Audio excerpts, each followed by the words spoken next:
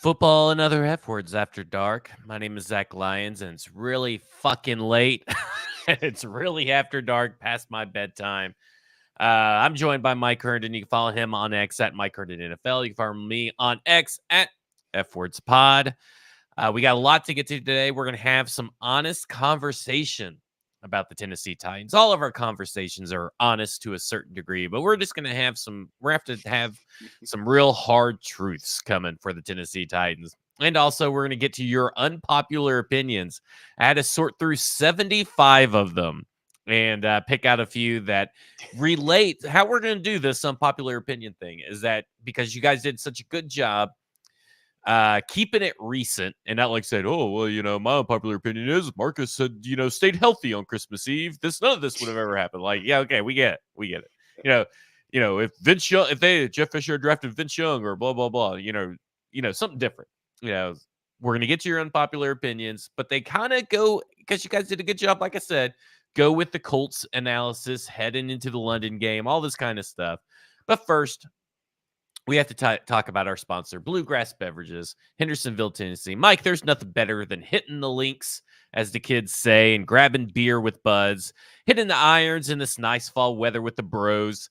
That's why I am so glad listener of the podcast and friend Chris stopped off at Bluegrass Beverages in Hendersonville, Tennessee, and picked us up some nice cold Paradise Park American lagers by the Urban South Brewing Company. Nice.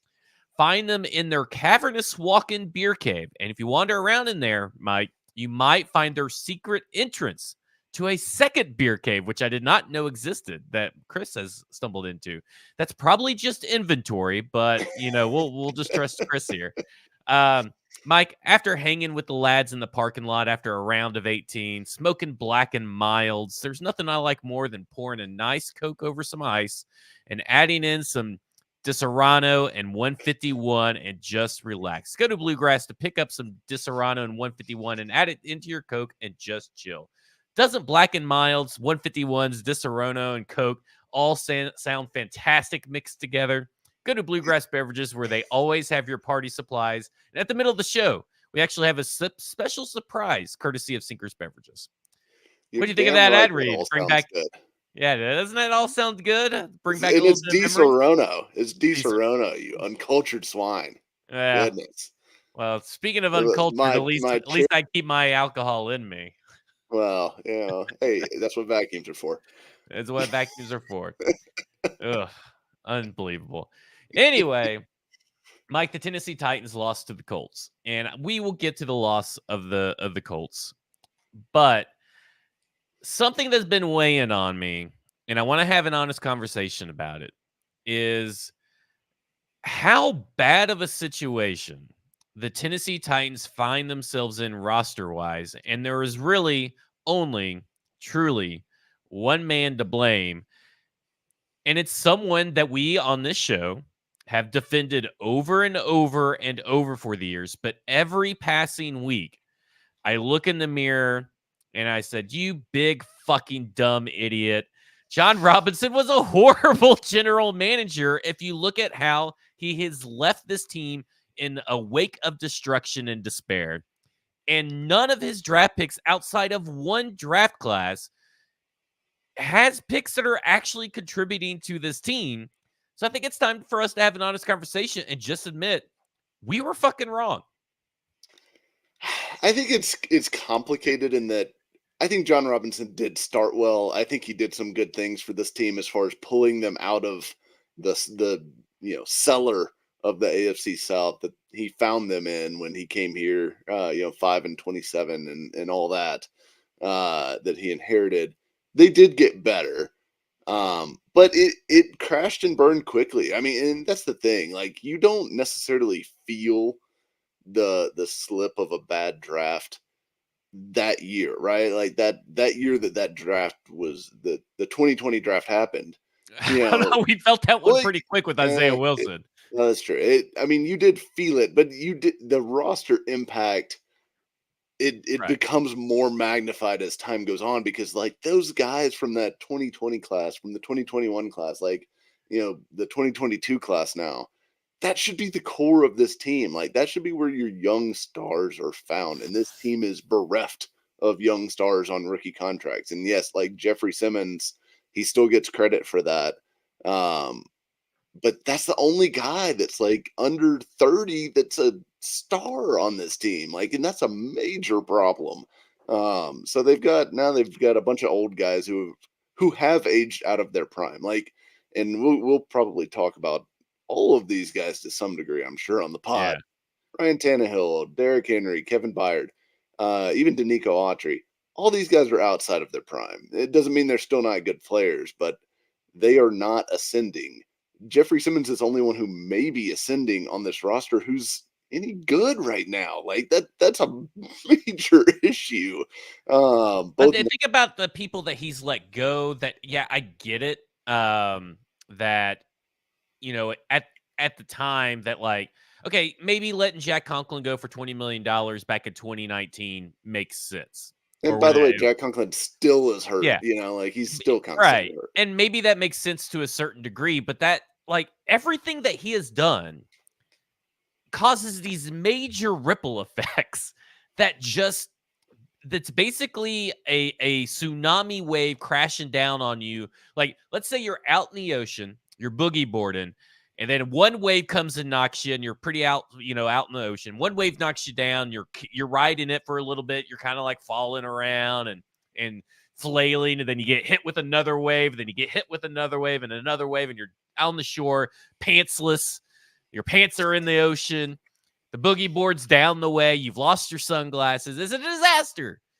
And I think that I can't, every week I am more and more removed. I think, man, I just feel like we've really fucking let John Robinson kind of ride, also in free agency, by the way, kind of ride off the success of A.J. Brown and Jeffrey Simmons. And I feel like Mike Vrabel carried the bulk of the success too. We're like, whoa, Mike Vrabel's winning with John Robinson's team. And now it's like Mike Vrabel's like, I can only do so much, which is another issue we'll have an honest conversation about. But I felt like we knew that they were going for a glow up. And we both have agreed that that was probably likely the scenario that blows up in your face. I wrote about it on Stacking the Inbox. You've written about you. We talked about it here. And I feel like the Titans just do not recognize how bad this roster really is. And it's because of Mike Vrabel being able to carry what John Robinson put before him until only a coach can only do that so much. I mean, Mike Tomlin is doing wonders and putting together patchwork right now. Like, not every coach can win with every kind of roster consistently. And that's kind of where I feel like we're at. Like, this roster has nothing, especially when you factor in that Traylon Burks and Chigakonkwo have just shown absolutely hardly any flashes in 2023 when they're supposed to. Yeah, and I talked about it with Karski today on his podcast. By the way, this is the third podcast I've done today about this sorry sack of shit team. But talking with Paul, it was we were talking about like everyone pretty much expected Chig and Burks to take the sophomore leap, right? And that is something that happens, but that is part of the reason. And I said it all off season, and I was concerned that like there was so much projection that was being relied upon for everybody on this team. And it came down to like, we talked about like Andre Dillard going from a backup to a starter, Daniel Brunskill going from a backup rotational guy to a starter, Aaron Brewer moving to center, Peter Skoronski even being a rookie coming in and starting at left guard. Who knew what was going to happen at right tackle? We always knew that was going to be a problem. And honestly, it's been less of a problem than what we probably thought it was going to be. But Traylon Burks moving up from a role player to a like star. We thought he was going to be wide receiver one even over DeAndre Hopkins, right? That has not happened. Chigakonkwo stepping up to become a star. So like there was two guys that you kind of knew what you could count on from this offense going into the season, and that was Ryan Tannehill which is not an elite player, right? But you knew what you were going to get from Tannehill, realistically, and he's giving you that. Like I know everyone's snapshotting the box score and shit like that for the season, and 2 touchdowns, 5 interceptions. We got to throw this guy in the trash can. He's not playing great football, but he also isn't killing them right now, right? Like I don't think he's the reason that they're 2-3 right now. Yes, the Saints game is on him 100% completely. But he's played well in other games, and I really think he's played pretty well the last 4 games overall. But and then Henry, you kind of knew what you were going to get from Henry, and I think Henry's taken a step back, which I think he took a step back last year. And I know nobody wants to hear it or talk about it, but this is what happens to backs that are about to turn 30 years old and have a lot of mileage at the NFL level. So, yes, I think all of those, I think a lot of the guys that, had some projection, Brunskill's been good. We've talked about that. That's something I was wrong about, that I didn't think he was going to be very good. He's been very good. He's been very solid. Not an issue at all for them. But Dillard is a miss. The projections for Burks and Chig taking this like big leap into second year, that's a miss so far. Like, could that Fulton's change? like a half miss Maybe. because like we didn't expect much from Fulton, and then we kind of let camp kind of like say, well, the guy that's going to prove us the most Yeah. wrong is going to be Christian Fulton. Well, it turns out we were just wrong about being wrong and right about being right. You know what I'm Yeah. saying? Like, I don't know. Like, this team's in a bind, but I want to have an honest conversation because this has been kind of it's been every coach is on the hot seat according to fans, right? Like if you're not winning a bunch of games, you're on the hot seat. And I get you have a 7-game losing streak and you're like back and forth teetering. There's signs that the messaging is not coming across and the players are not listening to coaching, but that's more specifically just Christian Fulton, in my opinion. But it seemed like there was a mental collapse. The effort doesn't seem to be there consistently. And it's not that I want to get into a discussion about, well, should Mike Vrabel be on the hot seat? Should he not? But do you think that Mike Vrabel is hitting this kind of like a stale part of his career where his messaging is just not resonating anymore because of losses? And then, okay, if they stack wins, winning cures everything, then maybe we see the old Titans again. Or do you think that this is, and this will bring us to our first unpopular opinion, and if I can find it, but someone said that my unpopular opinion is that this is Mike Vrabel's version of tanking. So I just wonder, how much blame do you feel like, where are you at with Mike Vrabel? Like, I think we both agree, great coach, top 5, Yeah. maybe top 10 coach. Maybe he's not top 5 anymore. But I mean, at one point we both thought top 5. I still think that top 10. I think he's obviously been adaptable or open to the idea of the offense looking and operating completely different than what we've really seen. So he's not stuck in his ways, but the defense is lacking discipline. The offense is lacking discipline. Penalties everywhere. He sticks by.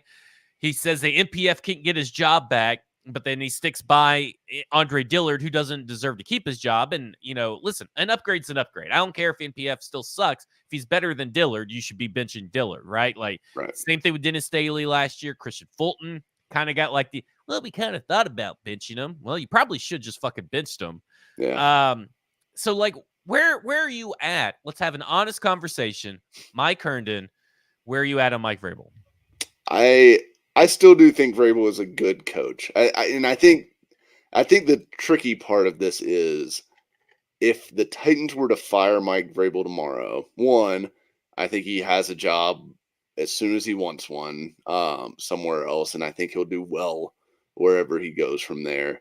And that's not your problem. Like, at that point, he's gone. He's not your coach. Whatever. You move on. But I think the likelihood of them finding a better coach than Mike Vrabel is extremely slim. Like, Yeah, because everybody's like, well, know. you could just get Ben Johnson. Well, Ben Johnson What? first off may not be good, Well, and Go ahead. Why would Ben Johnson want to come here? Like, there's going to Right. be other openings, and like, hey, you want to inherit the worst offensive line in the league. No young stars. You've got an aging DeAndre Hopkins. But let me say Derrick this: Henry and Ryan Tannehill are out of contract. all these offensive young coaches want to call their own plays. How do we know Yeah, that he could do both? Like, yeah, I'm yeah. not saying that Ben Johnson couldn't be an upgrade over Mike Vrabel, but the likelihood that first off, Ben Johnson even wants to come here, but you don't know what any of these coaches are. You know what Vrabel is. I just I get so, and maybe it's bad. Okay, so maybe it's just, we're being honest. I'm self-reflecting. Maybe this is a bad thing, but I get so sick of his press conference remarks, his coach Yeah. better, play better, his messaging to fans. I get so tired of him saying one thing about one position and turning around and being a hypocrite about another position. There's just so much that I dislike. There's But I valid points for also, yeah, sure. they're valid points, but I also think there is so much to fucking love about Mike Vrabel. But if the messaging is wearing on me, it has to be wearing on the players too. So that's my concern. Like, he's always been the players coach. You always fall back on players love to play for him, Yeah. players respect him, but you know that stuff can turn south pretty quick in the NFL for all coaches, not just Mike Vrabel. It definitely can, and I do think his personality, like, lends itself to some of that too, right? Like, the sarcastic, and we've heard Will Compton and Taylor Lewan talk about, like, how the meetings are and stuff like that with Vrabel, and he just, digs on guys and stuff like that. I think it's one thing to be like that, like you said, when you're winning, when you're 12-5, when, you're having success. It's another when you've lost 10 of the last 12 games and everybody's just kind of pissed off generally, and now you're having to sit in a meeting and the coach is sarcastically taking the piss out of you, in front of all your teammates. Like, that just comes across different in that setting, right? So I think there's definitely some of that that could be happening with this team. But to me, like, if you told me I had to pick between Mike Vrabel or the Titans' whole roster, I'd pick Mike Vrabel in a heartbeat, right? Like, I'd rather just trade every single player on this team and start over Apparently, new. that's a popular, unpopular opinion, by the way. Yeah, and start over new with Vrabel than I would, uh, fire Vrabel and hope that Ben Johnson's going to come in here and turn Malik Willis and Will Levis and a bunch of spare parts on offense into the next coming of the 49ers or Chiefs or whoever you want to emulate. Uh, you know, with the next coach, I don't know. I still believe in Mike Vrabel as a head coach, I Okay. guess, at the end of the I day. mean, hey, we're just having an honest conversation between two buds. Yeah. And I will say there's shit that drives me nuts about him too. Yeah. Like, and I understand that. Okay, so let's get into kind of talking about and have an honest conversation about unpopular opinions, but also tied into the Colts game. So we're gonna be pulling double duty here. Yeah. Okay, so we are both of the opinion that Ryan Tannehill isn't the reason why they have lost for the five, or I guess I guess two Two games of the out of three the three games. that Yeah. they've lost. But we are seeing a problem in the red zone. And you wrote about the red zone. You stole my idea. You snaked it out from underneath me because I talked about it on a football show on Monday, and you must have listened and snaked it. But I want to talk about. Where did I put those over here? Over here. We're going to tie a couple things into the red zone conversation because we kind of talked back and forth yesterday about how a lot of people are blaming Tim Kelly for the red zone. Now, we don't know, but we know someone likely is designing and game planning and watching film and doing the red zone prep work that is not Tim Kelly, but Tim Kelly is calling those plays. Now, that does not mean Tim Kelly's not involved in the red zone and all that. It's just saying they typically have had a coach that their main purpose is the red zone. It was Todd Downing in 2019 and 2020. We think it was just maybe Todd Downing it was Art Smith in 2018. We think it was just Todd Downing in 2021, and then in 2022 it was Tim Kelly. So maybe 2021 is the outlier. So this year, my bet would be that it's Charles London. But do you think that could be a reason why it seems like they get down to the red zone and something just quite isn't right that fits in with the rest of the drive, right? Like the rest of the drive is flowing and looking good, and then they get into the red zone, and a lot of this is player execution. Okay, so we'll talk about some of the players and what they could maybe do differently that is tied into some of these unpopular opinions. But I've asked Easton to get us an answer to that question: who is in charge of the red zone this year? If it's not Tim Kelly, but Tim Kelly was good in the red zone still last year, shouldn't it go to Tim Kelly at some point? Shouldn't Mike Vrabel step in and say that's Tim Kelly at some point? And I just feel like the issue is that whoever's game planning and designing the plays, and I think Justin Otten's a good guess from Stoney here, whoever is designing the plays is forgetting the good players on the team, it feels like. I think there is an issue with the play calling in the red zone generally, because there is, and I mentioned it in my piece on paulkowarski.com, is that they run this like flare screen to Henry in the high red zone area. So basically, like between the 15 and 20. Didn't they do it back to back? They ran it back to back in the Colts game. Yeah. From different looks, like they dress it up differently, but it's the same fucking play. They ran it back. I looked at it, I was like, I think that's the same play. That must have been, and I'd have to go back and double check exactly. It's like the Luke Stalker like fullback. But this, you know how they always say they see something?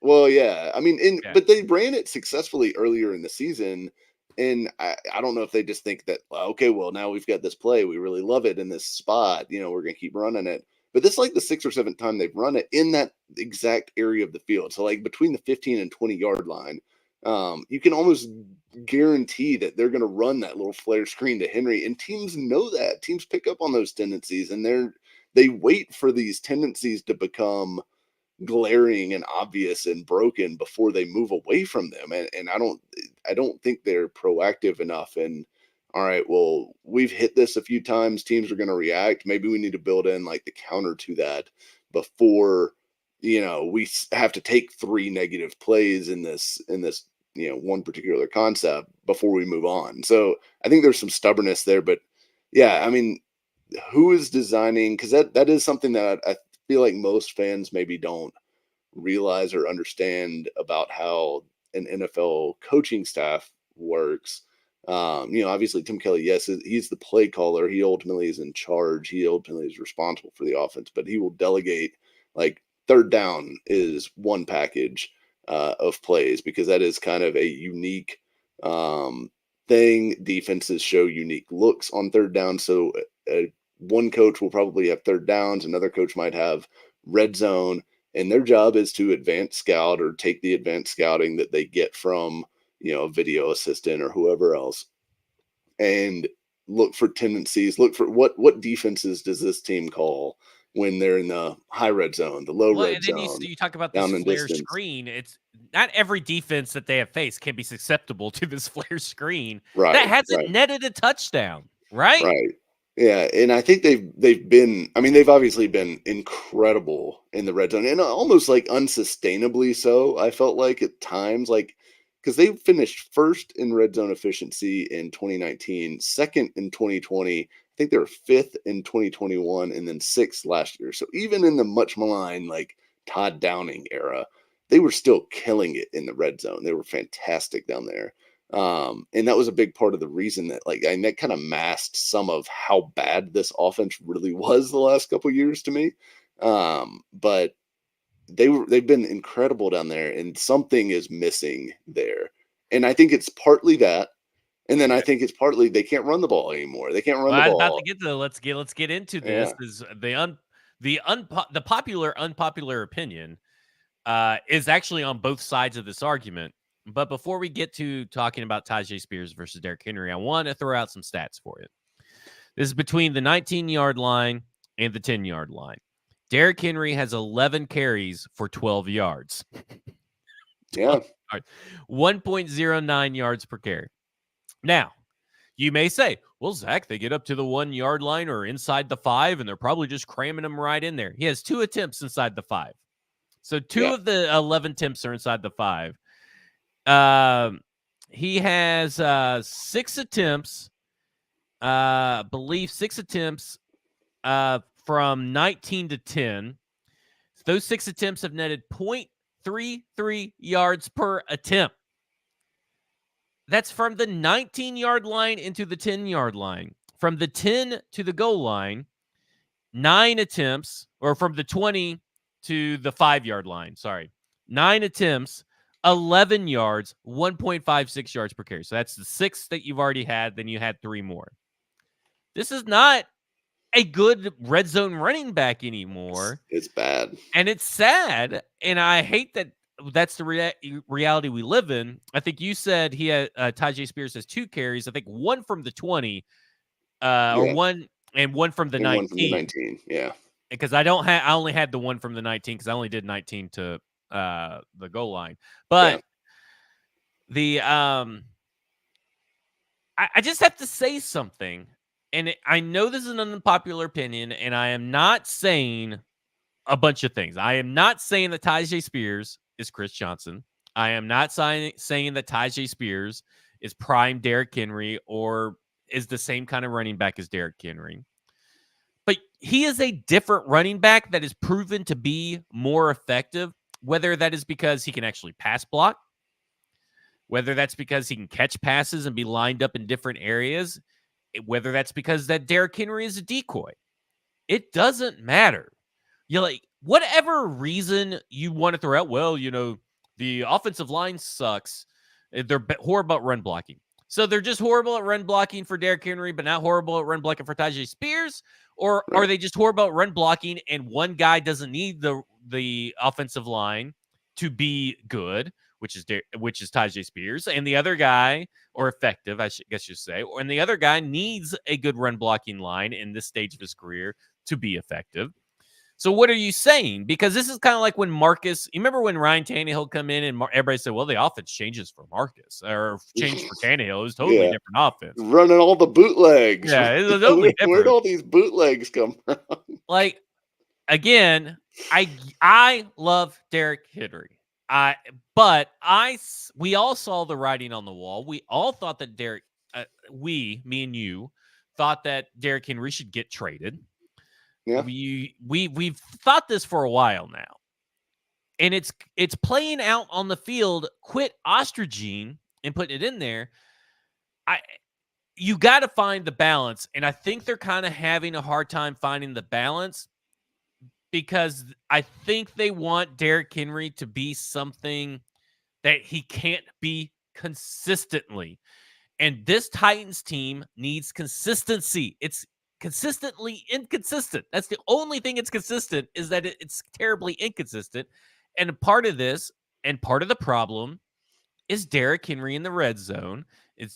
And we just got to accept it that he can't be the guy that he's been, and giving him more carries is more of a product, like the whole 20 wins and blah, blah, blah, blah, right? Like, or if you get 20 carries, he gets we always win if he's got 20 carries. That's almost a product of how the game played out before Derrick Henry got all the carries in the fourth quarter. Right. That is why that stat is the way it is. Like the 100-yard rushers. Like, well, teams with 100-yard rushers are 97-10 or whatever. Yes, because they're running the ball because they're ahead and trying to run out the clock. It is a symptom. It is not a cause. So, yeah, the Derrick Henry 20 carry stuff is ridiculous. And, yeah, I mean, to your and I will point. say this real quick. I want to, because he's in the chat. and he had a hard time finding his unpopular opinion.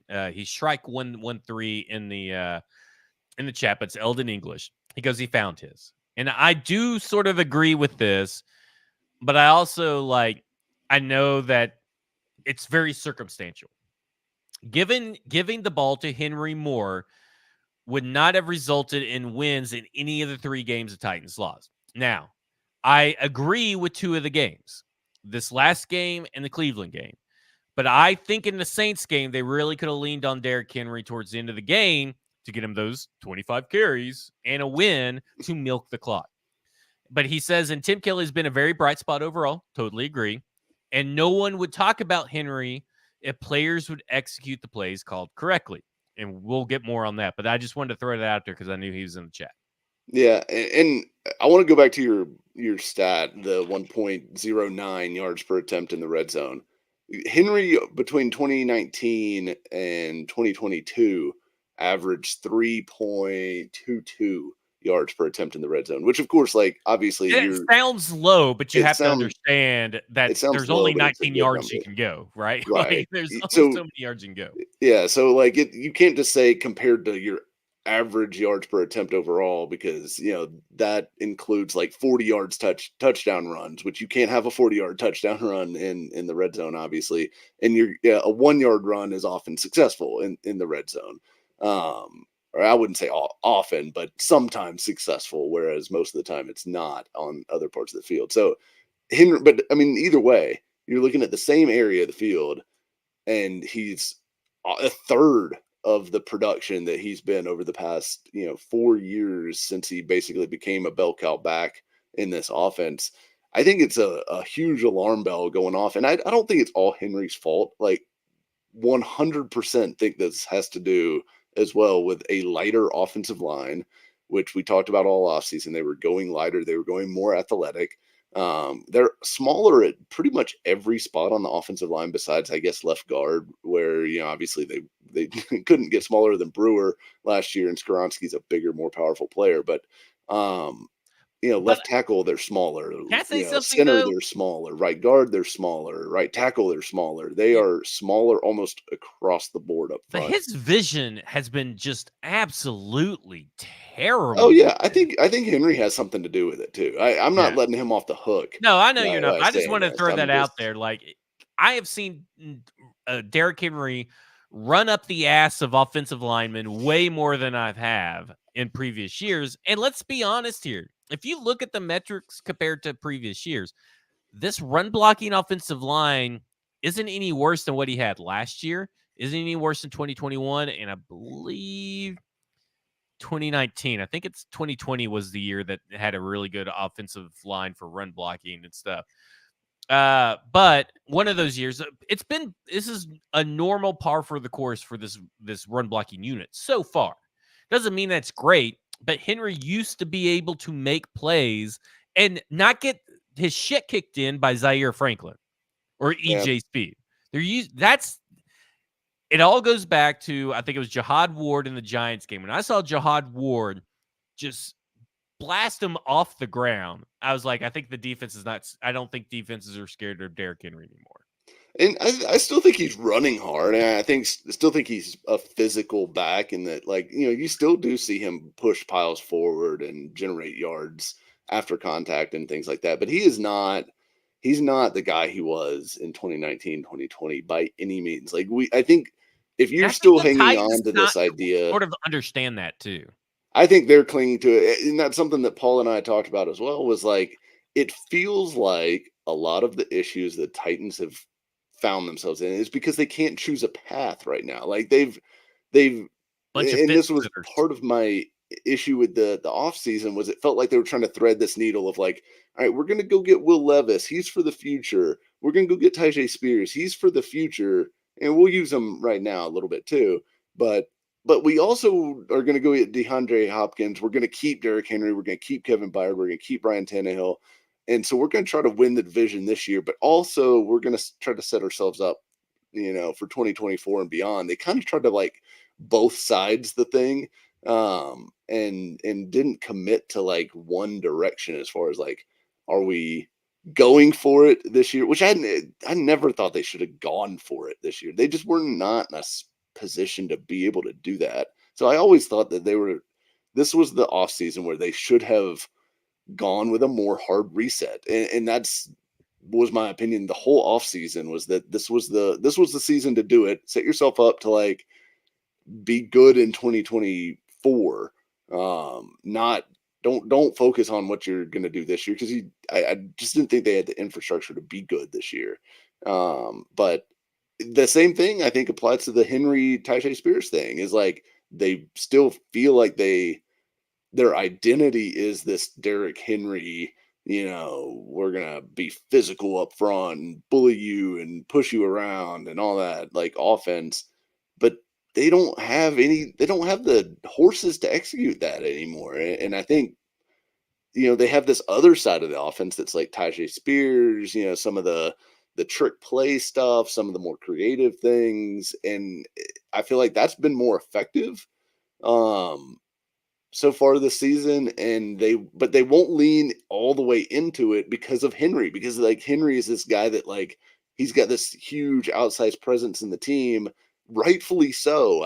I'm not saying like that they should treat Derrick Henry like he's fucking Gus Edwards or something like that, but um Henry's presence, I think, is preventing them from moving all the way into that offense that I think they kind of want to be now.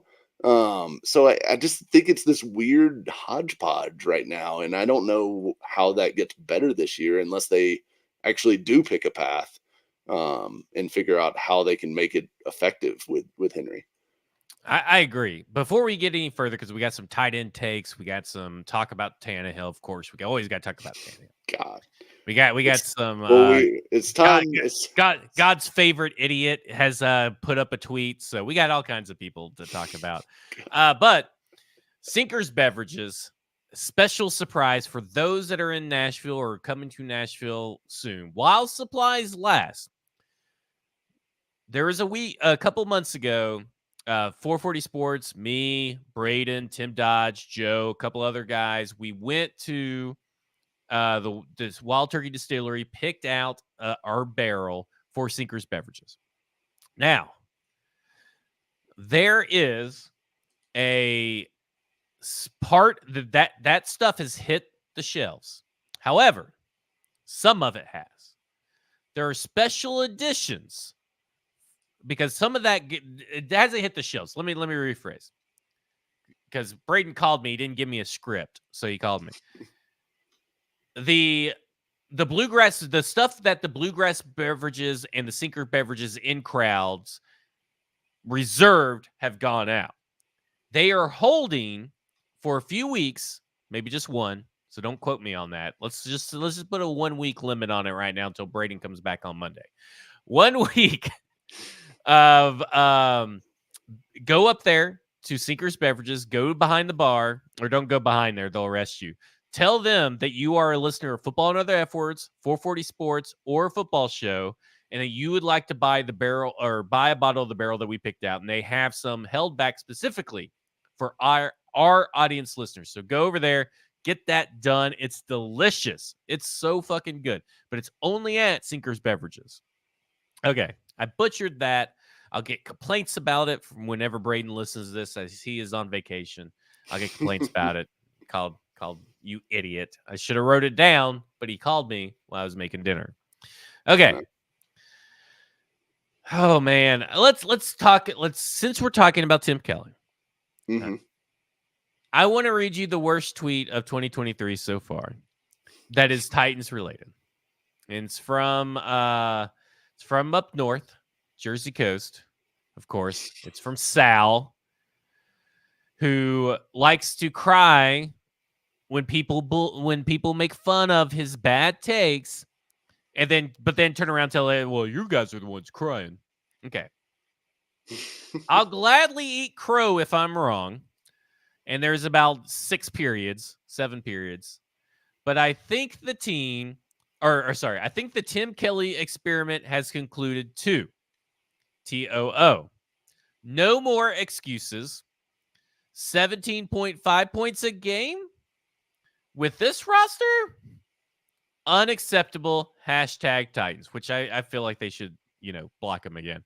For the most part, I have to say that people are really calling out his bad takes a lot lately because he's had a slew of them lately. He says, people are like, this roster sucks and the offensive line is terrible. He goes, well, you have a top 3 receiver and running back on your team. Stop it. Okay, so he thinks DeAndre Hopkins, top 3 receiver. Derrick Henry, top 3 running back, which neither are true, even though DeAndre Hopkins is doing really well. Okay. And our bud, Robert Greenlaw, of course, talks to him, and asks for the proof. Like, where's your proof that they have lost games or missed opportunities because of Tim Kelly and not because of player execution? Silence. It's been over 24 hours to this point. No silence, because if you ask for proof from Sal, because he has no clue what the fuck he's watching, because remember, he said Malik Willis has no flaws per the film that he watched in college. And don't forget, the Will Levis quarterback mechanics and all that kind of stuff. So I ask you, Tim Kelly's job, because everybody wants to tout, well, 17.5 a game, and the Titans are 26 in points. Well, I think they're conveniently leaving out 3 touchdowns in the Saints game that he schemed up, and the missed opportunity by the Derrick Henry, DeAndre Hopkins this past weekend.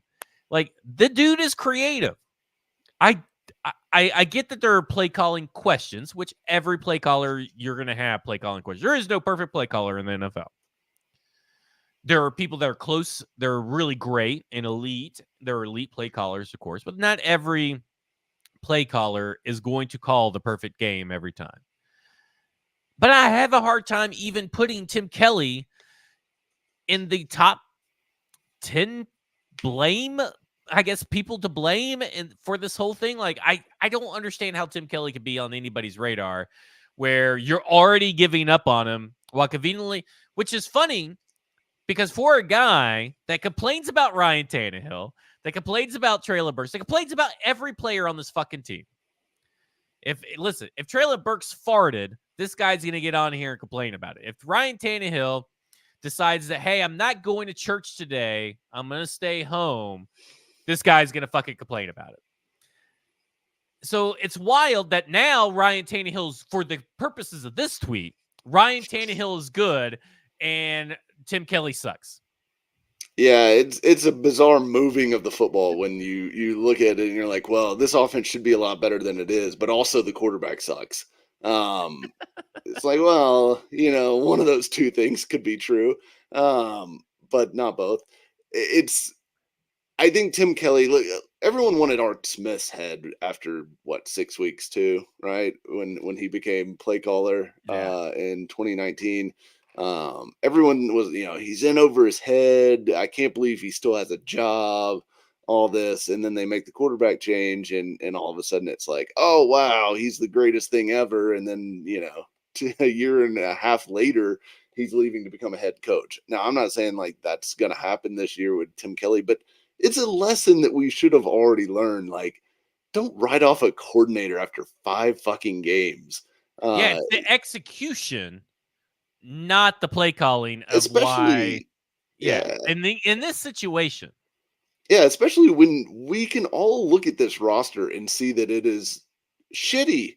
It's shitty. Like, Tim Kelly didn't cause Treylon Burks to drop those passes. Tim Kelly hasn't caused Chig Okonkwo to drop those passes. Tim Kelly didn't teach Andre Dillard to have the lightest anchor in the world. Like, those are not things that Tim Kelly designed and Tim Kelly created. Those are things that he is having to work around right now, while having a limited quarterback, while having a declining running back who's very one-dimensional. I forgot about the Nick Westbrook-Akine pass in the Colts game as well.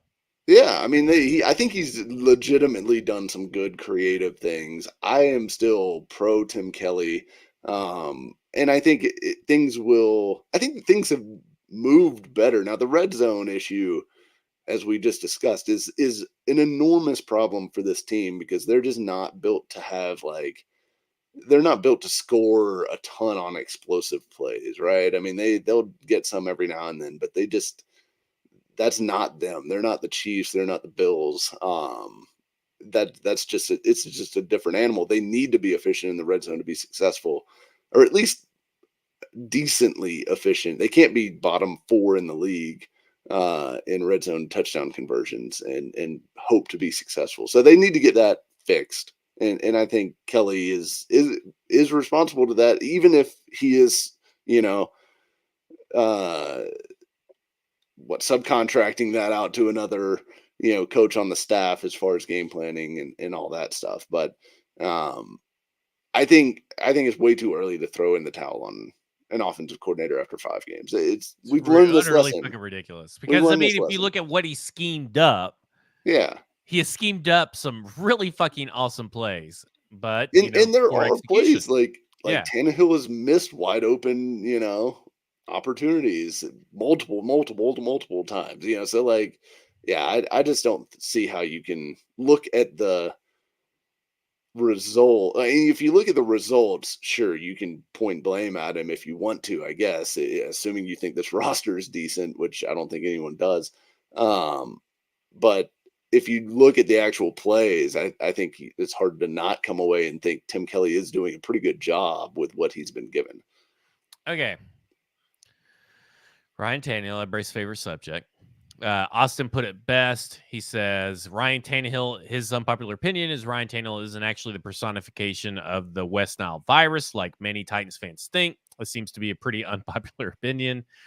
But the most popular unpopular opinion is that there's really no point in having Ryan Tannehill on this team.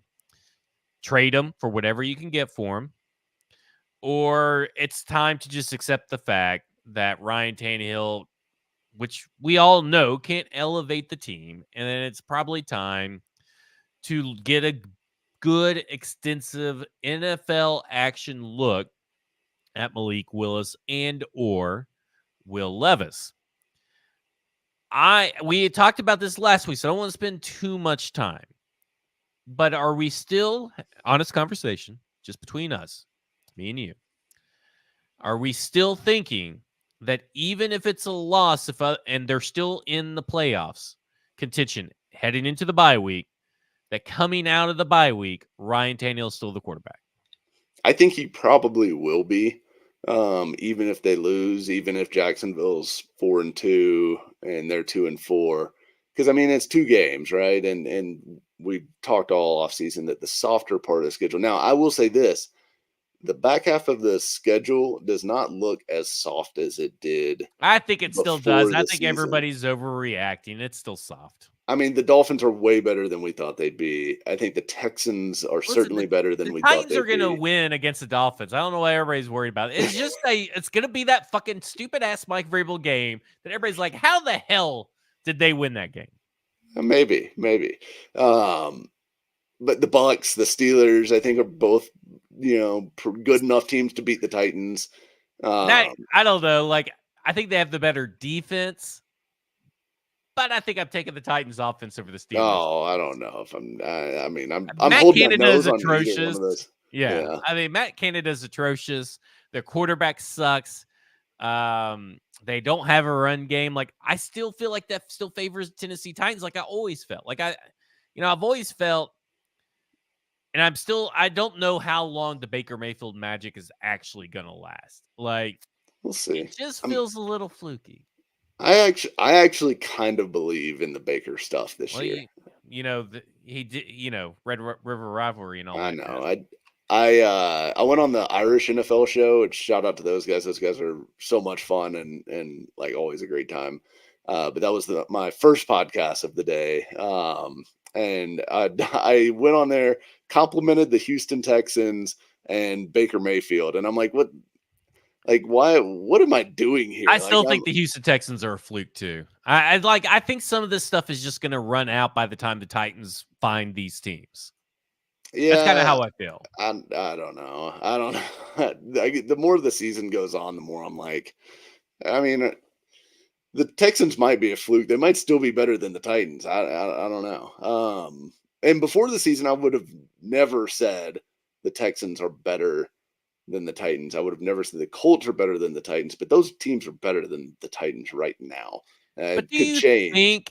do you think they're really better, or you just think that, well, the win-loss records and, like, kinda say they are better? But do you Oh, really think they're I better? think they're really better. I think they're really better because I think the Colts. I think the Colts offensive line has woken up after last year. They dominated the Titans. What should have been what everyone thought thumping our chest heading into that game was, well, they aren't going to run on the Titans. Nobody runs on the Titans. They ran all over the fucking Titans. They bullied them like we used to bully the Colts for years, right? Um, so that to me was an alarm bell that, like, look, if this run defense can't even be counted on to show up in a big game, a big division game, what do the Titans have to hang their hat on at this Well, point, you know? let's have an honest And conversation. I So know Tier here's Tart kinda where is I'm at should on be this. a all pro. Here's kinda where I'm at on this, is that I think that is, like, if you played that game with the same people, no Tier Tart, Anthony Richardson goes down whenever he goes down. I think if you play that game 10 times 10 times, the Titans win 9 times.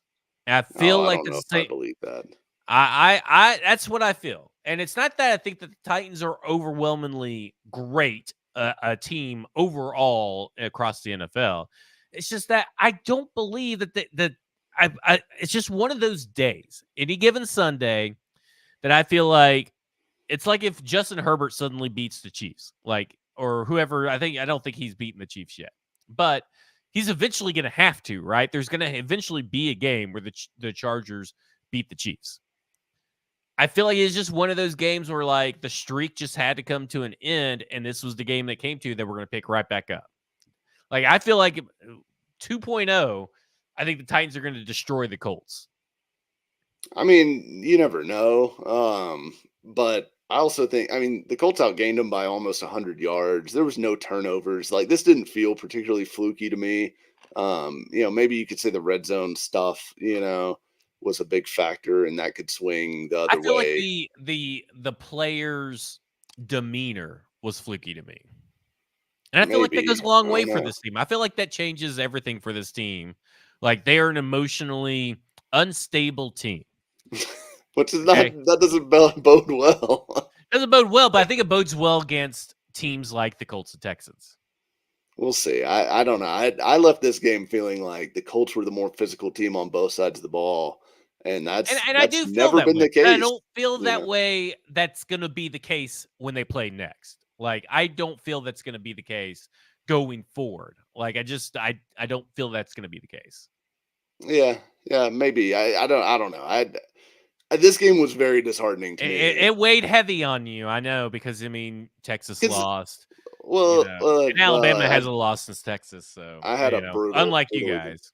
Well, Had a week. because I thought Texas's win against Bama didn't count because Bama was bad, but now actually Bama's good, but Texas's win still doesn't count for some reason because It doesn't. reasons. Listen, and you Um, got your mom to Oklahoma's buy a good Christian football Fulton's team. It was a good dad, game. and, Yeah, you had a rough weekend. You had a it was a rough rough weekend. weekend for sure.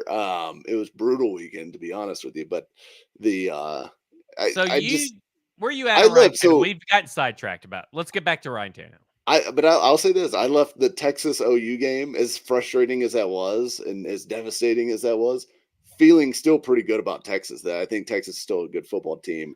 I left Titans Colts feeling terrible about the Titans. That the Titans just How much of that, let's be honest though, how much of that is confirmation bias? Because you just hated this Titans team this whole year, this whole maybe offseason. So how maybe much of that's this some is of it. confirmation bias? It could be some of it, but I don't know. I still feel pretty good about my Titans hate from this offseason. And I'm mad at myself for allowing DeAndre Hopkins to talk me into this team being, a contender for the division title and all that. Because Still think they're a and contender for the division title. I just do not believe in this division yet. I've seen nothing that convinces me that this division is not up for grabs. And that's been a very unpopular opinion. People that believe this division is still up for grabs, and it really kind of is. The I think it Jaguars aren't is. that Yeah. good. I mean, I it think still it's is. I think it's the division's still up for grabs, but I don't. I just have very little faith in the Titans being the team that grabs it at this point because Okay, I so just I don't know. Ryan Tannehill, what will have to happen for him to get benched in your mind? Honest conversation. I think the Titans would need to fall out of the realistic divisional race. They would need to Okay. be like 4 games back or more, probably. Okay. Honest opinion and thoughts, and you can kind of split this up on the 4th and 1 shotgun run play. Because Hated here's it. what I want to say about this. I think that going for it was the right thing. Yeah, I think that if you put Tajay Spears back there instead of Derrick Henry, that goes for the first down. However, I want to ask you something, and I think it's important to ask this question. How far back is Derrick Henry? If it was to go under center, what is the yard difference between where Derrick Henry lined up in the shotgun from the line, so from the center's ass to where he lined up yeah, versus shotgun? Is there a difference? yeah. I mean, he's honestly closer to the line of scrimmage in shotgun than he is if he. So shouldn't it be easier for him to get the first? I think the difference is on a play like that.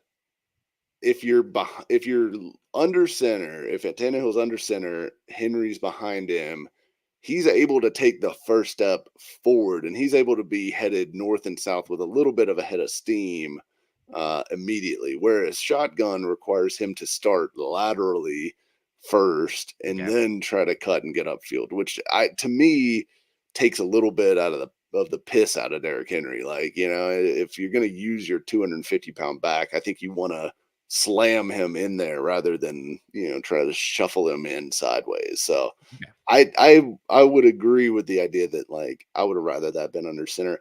But honestly, my bigger gripe is, can we not run it right at DeForest Buckner, their best fucking player, and asking Chris Hubbard to block him one-on-one? Can we not do that? Like, I don't care how impressed Mike Vrabel is with Chris Hubbard.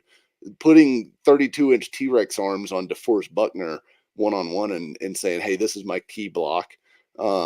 Just not a good matchup. Like, call the timeout, get out of that shit as soon as Buckner lines up over Hubbard. Like, I just, there was so much bad about that play to me. Okay, we're gonna do a little bit of rapid fire because I want to get to some bigger stuff, and we're going up against time. Nick Fucks, he said that DeAndre Hopkins will stay on this team, is his unpopular opinion, next year. And before I read that, I had been thinking that same exact thing, because hasn't DeAndre Hopkins played exceedingly well versus And probably your fantastic. expectations? Yeah. And wouldn't it be better for this team to at least have one capable wide receiver that's not Nick Westbrook-Akine heading into the offseason next year? Because right now I can't count and rely on Treylon Burks to be that guy. So Yeah. rapid fire. DeAndre Hopkins, give a percentage. Will he be on this team next year? Like 99%. I think he's on the team unless he retires or gets super injured. We're both on the same page. I like that. That means we're wrong. Okay. Who's better, Josh Wiley or Chig Okonkwo? Oh shit, man. That is one that was all up in here. I will say Wiley has played really well the last couple weeks, and I think it's more of a thing where like Okonkwo's just been disappointing, and I think we're mad at him a little bit because I still think it's probably close. Is it kind Um, of like a Chig is more talented, but Josh Wiley is playing better? I don't even know that Chig's necessarily more talented. I mean, Oh, Wiley, oh, he's that faster. is Chig's quite the faster. take. You don't think he's more talented? I think he's faster, but I think Wiley, for a guy that's 6'7", has a lot of wiggle to his Well, game and is a really good athlete. I mean, okay. like Chick was like a 4.55 guy, I think, and Wiley was 4.69. So it's not like, I mean, it's not like they're completely different. They are completely different athletes as far as like the type of athletes they are, but Wiley's a very good athlete. Wiley's a talented guy. I don't think it's Wow. So that crazy. you're on train that Josh Wiley is George Kittle and Chig Okonkwo is Ross Dwelly is what I'm hearing. Is that right? I mean, I'm not quite ready to go there, but I have liked what I've seen from Wiley the last few I like what weeks. I've seen from Wiley too, and I've always liked Wiley's prospects, but I think we just got to breathe, and I Yeah, think that I think Chig is the better tight end. I And think maybe Chig it's not will right now. get I think by better. the end of the season, we'll say, man, those people in Zach's replies saying Josh Wiley is better than Chig Okonkwo is probably a bunch of idiots. But we'll see. Yeah, We'll I see. think I think That Chig will there's a get it lot of together. them in that. Yeah. I mean, like Chig is awful, is what I'm reading. All kinds of stuff. Okay, this is from George Woodard. Jeffrey Simmons might have a problem with injuries. Won't say injury prone just yet. I haven't seen it discussed because he usually plays through it. But when he does play through it, it's in parentheses. He didn't actually type that, but that's what he means. But is a shell of himself. Yeah. Okay. Where you agree? Where are you at? How many more injuries can Jeffrey Simmons sustain before you say, I think he's a little injury prone? I mean, I kind of agree with it now. I mean, because he popped up Oh. with an ankle issue Trade Jeffrey Simmons. during Okay. the Write week. that I down. mean, I think he's just a guy that I mean has taken some lumps. And look, last season that ankle injury was apparently pretty bad, and it showed. Like he was not good down the stretch. He was totally a different player. We'll see what happens like with his shoulder thing and all that. It seems like that's probably less of a big deal than what the ankle was last year, but yeah, I mean, he's kind of been banged up. He had the ACL coming into it, you know, and he's had a couple ankle issues. Now he's got the shoulder thing. So, like his physical game in there, he plays it as violently as anyone. I think he's going to get banged up to some degree. So I'm not necessarily ready to call him injury prone either, but there's a little bit of a concern, I guess you could say, with that. But you know, DeForest Buckner's the same way. He's always hurt with Okay, something. this from Austin Miller TV on X. This team should entertain offers for Jeffrey Simmons to acquire as much draft capital as possible. Is his unpopular opinion.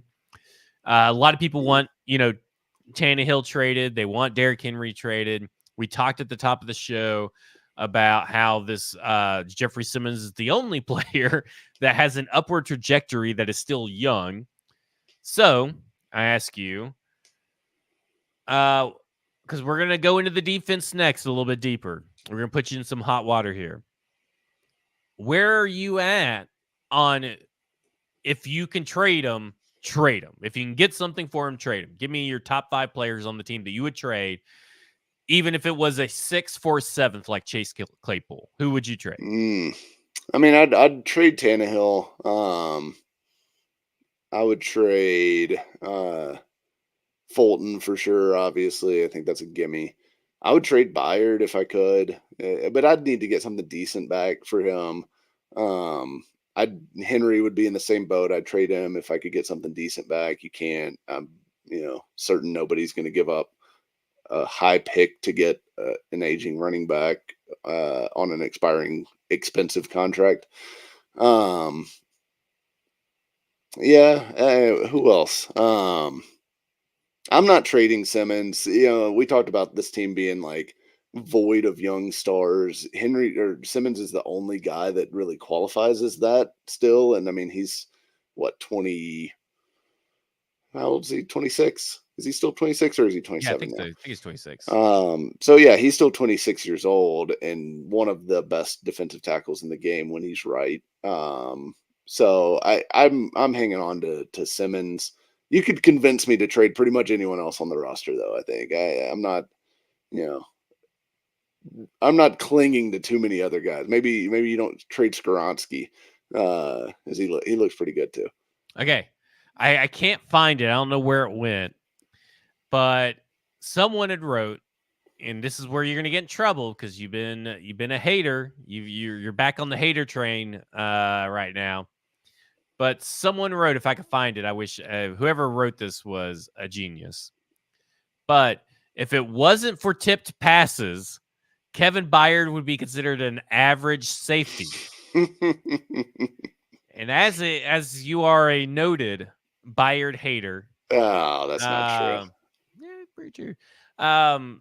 Where are you at on two things? Kevin Byard right now, Yeah. but also I've seen a lot of people talk about that Jim Schwartz is was the secret sauce. So where are you at on those two things this season in 2023? I think Byard's in decline, which goes along with the Henry take I had earlier, and I think statistically that bears out. I mentioned, And on doing the some film PF. too.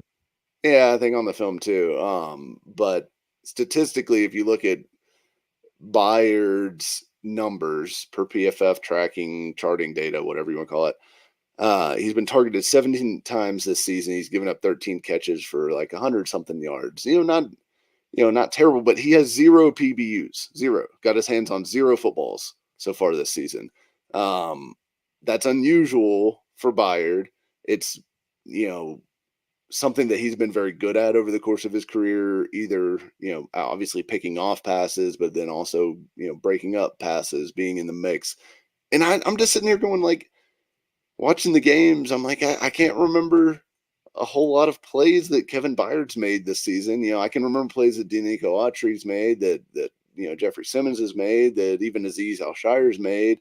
Sean Murphy Bunting, I can't remember.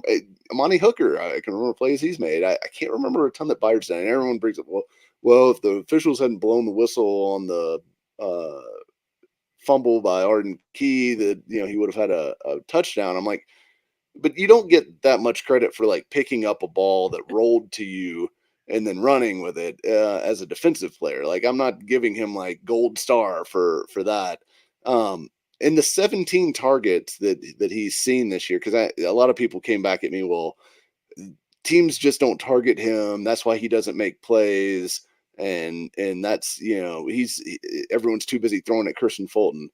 No, actually, 17 targets is putting him on pace to be targeted more this season than he has at any season in his entire career, since entering the NFL. So Yeah, I that's don't not think he's seeing true. that roster bonus next year. Yeah, I think he's in decline. I think he's lost a step. I don't think he was all that. He's a guy that got by because he was smart, and he still is smart. Like, I have no doubt that he is reading the game, seeing Mike the is game at a high calling level. Kevin Byard an idiot. But I just think he wasn't a fast guy to begin with. I think he's lost a step off of that mediocre speed that he had coming into the league, and I think that's a problem. I think that's why you don't see him around the ball all that often anymore. He did recover the fumble against the Bengals, which I will give him credit for, because he ran a long way to go make that fumble recovery as a heads up play. That's it. I mean, you got one fumble recovery and one fumble recovery that rolled to him on a ball play that was blown dead. That's the two plays that everyone's trying to hang their hats on right now. He just hasn't been an impactful player. I don't think he's been a bad player. I don't think he's not like Christian Fulton out here, stinking it up, causing them to lose. But he's also not worth what his contract is right now. Like, he's not played up to that level through 5 games. It's a long season. Maybe he turns it around, and at the end of the year, we're all thrilled to be paying him, $15 million a year or whatever he's getting at this point. But I think he's trending in the wrong direction for Byard, and I wouldn't be surprised if he's elsewhere next year. I agree. Okay.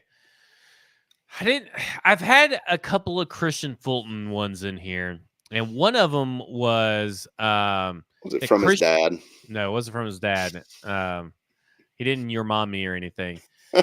I've seen a couple people say this: that Christian Fulton has no trade value.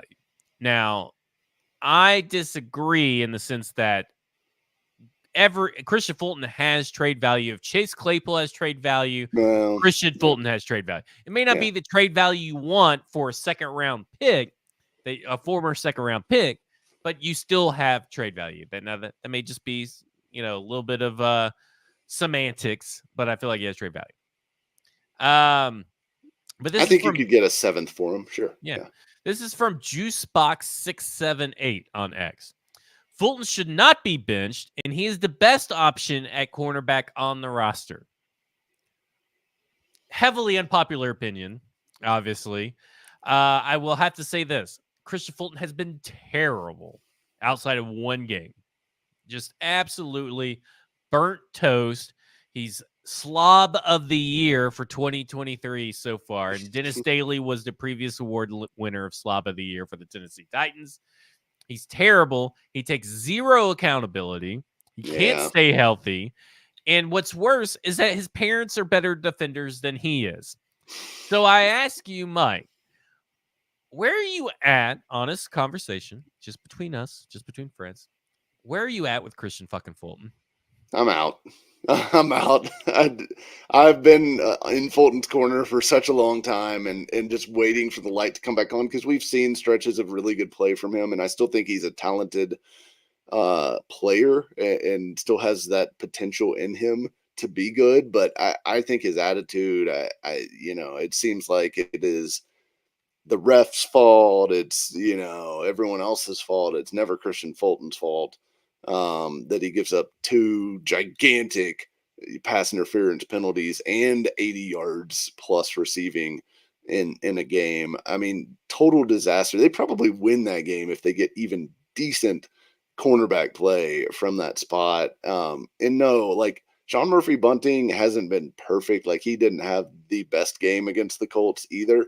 But he's had some good games. He's been better, certainly on average, than Fulton has been, and McCreary's been better than both of them. McCreary's been really, really good this year, and is probably, like, behind Simmons and maybe Tyjae Spears, like, one of the young guys that I'm actually most excited about right now. Is that McCreary actually looks like, I mean, he's a starter for the next 4 to 5 years if you want him to be. I don't think he's going to be a superstar. He's not going to be Sauce Gardner or anything like that. But I think he's a solid, dependable starter. And look, like, I mean, the guy's always available. Whatever the baked beans he's eating all the time must be good sauce for keeping him healthy, because that dude is an animal. Like, he never comes off the field ever. It's great. And now he'll get hurt next game, so you can come back and thank me for that change. Thanks a lot, jackass. Especially at this fucking London field that they have. I mean, the Bill. I listened to the Bills broadcast on my way back from Memphis. Covering the London game. God, they were just upset. And of course, Mike Vrabel's just like, well, we'll just we'll leave on Friday, head over to London. Fucking idiot. Honest That'll be conversation. interesting. That is the dumbest fucking move, especially if you know your opponent is going earlier than you. Just stupid. Just stupid. Yeah. It'll be, if they lose this game, that'll be blamed for it. Although I think they were going to lose this game whether they showed up, 10 weeks Well, ago or sorry, it's a home Friday. game. They win. Yeah. They score 27. They win. That's Yeah. them's the ways of the Tennessee Titans Yeah, in 2023 so far. That will do it for us. We hope you enjoyed our honest conversation. We hope that you have now started becoming honest with yourselves. And honestly, you should head over to Bluegrass Beverages in Hendersonville, Tennessee. Head over to their beer cave. Go on, get some alcohol in you. Get it for the London game. Make you some Bloody Marys with some of their mix that they have over there, and the vodka you can buy if you're big into mimosas, or as my dad calls them, Formosas, because there used to be a Chinese restaurant called Formosa where I grew up, and he cannot get it out of his head that it's called a mimosa. But if you're into Formosas, mimosas, it doesn't matter. Champagne can be bought at Bluegrass Beverages. So head over to Hendersonville, Tennessee, 555 North Main Street. For Mike Herndon, where you can read all of his writing at paulkarski.com. And you can follow him on X at Mike Herndon NFL. I'm Zach Lyons. You can read all my work and Stoney's work and Trajan Watkins' work over at stackingtheinbox.com. And you can follow me on X at EffortsPod. This has been an honest conversation at Football and Other Efforts After Dark. Oh.